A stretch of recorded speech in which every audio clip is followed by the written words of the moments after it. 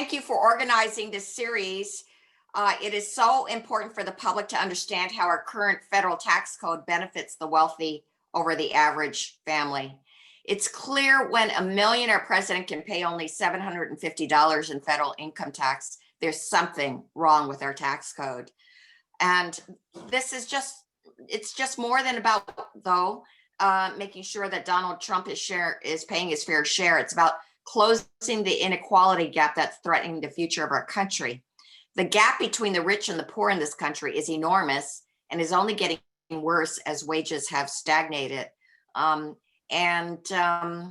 We find that Republican tax cuts have only widened this terrible inequality gap. In fact, a Brookings Institution study done before the pandemic found that 53 million Americans, or 44% of 18 to 64-year-olds in the workforce, were low wage workers, meaning that they had a median annual income of just $18,000. So that's a staggering number of Americans whose wages have not kept up with the prosperity that's been afforded to the biggest corporations and the richest 1%. It's clear now is the time to prioritize people, not profits, in our tax code. That's why I fought for years to gain a seat on the powerful House Ways and Means Committee, which has jurisdiction over tax policy. I did it so that I could work on bringing balance and fairness to our tax code in a way that would promote jobs and growth for middle-class families. But instead, what I saw in 2017 was outrageous. My Republican colleagues on the committee advanced a $2 million tax scam that promoted stock buybacks, corporate bonuses, and little else. The Tax Cuts and Jobs Act is so heavily weighted towards the wealthy that there's almost nothing left for the rest of us. In fact, despite more Republican claims of trickle down, 83% of the benefits went to the top 1%, and wages for the rest of America stayed the same. The benefits that they promised, like the new jobs or new investments, simply never materialized. With this, Republicans ended up lining their own pockets and left Americans footing the bill. And then there was their myth of the trickle down. Now we have proof that it's a myth. After they passed the corporate tax cut almost overnight, many corporations use their newfound tax savings to spend a combined $1 trillion to buy back their own stocks instead of investing in their own businesses, paying workers better, or passing along those savings to consumers. And in some instances, corporations even laid off workers. So and not only was there the laying off of workers, there were some areas, like in my Southern California area, that saw their tax bills increase because of changes that were made in that 2017 law, such as the curbing of salt. So Democrats know there's a lot of work to do to make the tax code more equitable while getting our country back on track following this pandemic. First, we have to make the tax code work for the average American family if we want to restore a healthy middle class in this country. And so you pass actual reforms for the people who need it. So last summer, the Ways and Means Committee passed HR 3300, the Economic Mobility Act, to expand critical anti-poverty tax programs like the Earned Income Tax Credit, the Child Tax Credit, and the Child Independent Care Tax Credit. This bill marked the first time in a decade that the committee considered improvements to these credits. But of course, the bill passed only on party lines, even though actually there's been a long history of bipartisan support for these measures. I've also introduced the Encouraging Americans to Save Act, which would help middle-class households put more money aside for retirement by expanding those that could claim the Savers Tax Credit.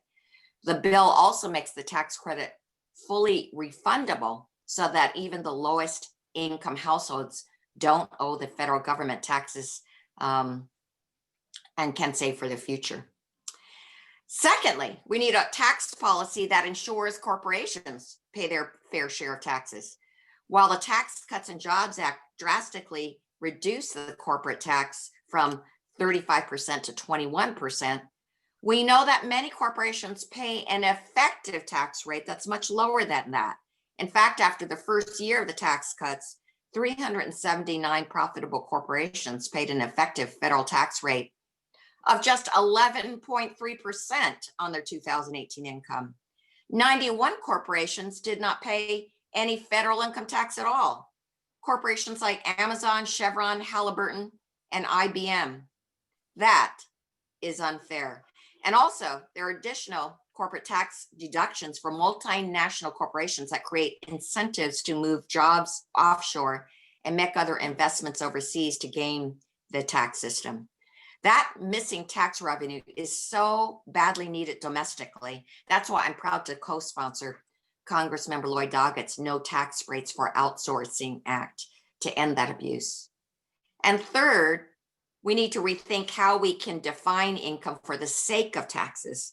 For too long, it's been solely focused on what wages you earn through a day's labor, but the Tax Cuts and Jobs Act provided more preferential treatment for unearned income, such as capital gains from stocks, which is another handout to the wealthiest amongst us. Approximately 93% of stocks and mutual funds were owned by the top 10% of households in 2016, and 53% were owned by the top 1%, households with a net worth of $10.25 million or more. So why are they paying less in taxes for income earned passively than the teacher or the firefighter that works hard to provide essential services to our communities? So one option is to wholly reconsider how we tax wealth, such as capital gains. And another option is to think about new taxes entirely, such as a financial transaction tax. And one way to do that one is to approve Congresswoman Barbara Lee's Inclusive Prosperity Act, which I am a co-sponsor of. The bill would establish a small Wall Street sales tax on the trading of stocks, bonds, and derivatives, which would bring in up to $2 trillion in new revenue. If that same teacher or firefighter pays a sales tax on their purchases, Wall Street can do the same. Finally, it's not enough to change the tax code to make it more equitable for families and workers. Congress has to ensure that IRS can enforce the tax code fairly. The significant budget cuts over the last decade has resulted in an outrageous situation. It's hampered the IRS's ability to properly audit high-income individuals and corporations. Instead, the IRS is disproportionately auditing low-income earned income tax recipients because those particular returns are easier to audit. So as a member of the Ways and Means Oversight Subcommittee, I'm working actively on a proposal to rebuild IRS capacity to audit those high income taxpayers and corporations and ensure that these wealthy individuals are not skirting on their responsibility to pay taxes like the rest of us. And I'm also working to ensure that the funding for that enforcement is outside of the annual budget process, so tax enforcement is insulated from annual budget negotiations and political machinations. So again, I'd like to thank the Patriotic Millionaires for inviting me to participate in this event. You can count on my support in Congress and my continued partnership as we work together to rebalance the tax code and give middle class families the support that they need. Great. Thank you so much, Congresswoman Chu. Thank you for being with us today. Thank you.